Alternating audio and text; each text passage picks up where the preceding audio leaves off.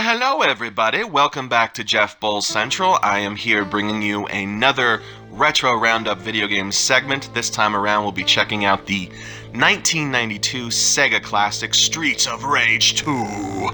That was dark enough, I hope. Scary enough. Imposing.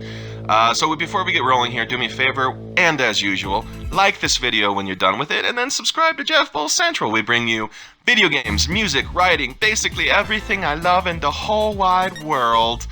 Yeah. Okay.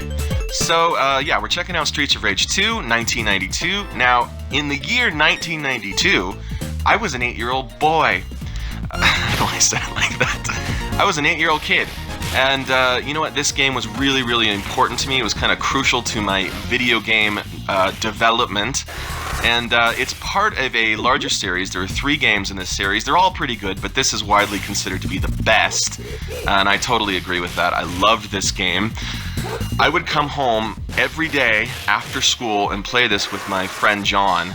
And man, we would just, because it's got this awesome 2-player mode. Not pictured here, but it's got this awesome 2-player mode.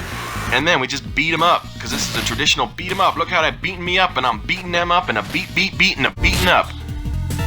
So what's so cool about this game? Well, it's kind of a revolutionary game for its time in that, you know what, the combat is like really great.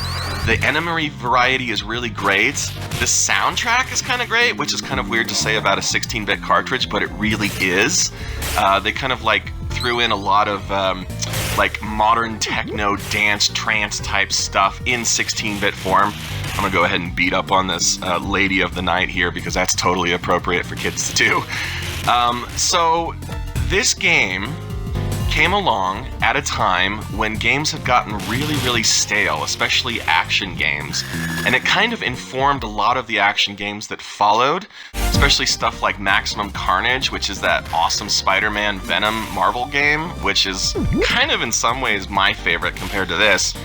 But you know what? Maximum Carnage wouldn't exist without Streets of Rage 2, and a lot of other games wouldn't either. You know, there's things in this game like weapons. You see me holding a pipe there. I can beat on guys with a pipe. You can give me a knife. I can slice you and dice you. And, you know, they've got money. Picking up money there, which, you know, like, I was playing it this morning, I was like, oh cool, now I can like buy like equipment or level up my character, and I'm like, oh no, it's 1992, there was no such thing as that. It was a high score modifier, you know, which is fine, You ate fruit and meat in an effort to heal, which you need to do quite often. I'm playing this on the Xbox 360, kind of like Sega Classics version of it. And you know what? This game is still pretty cool. It's fun. Like, I'm playing it this morning thinking, you know what? This is a really fun game. I can't believe it's really still held up, but it has. You know, there were arcade versions. There was the Sega Master Drive.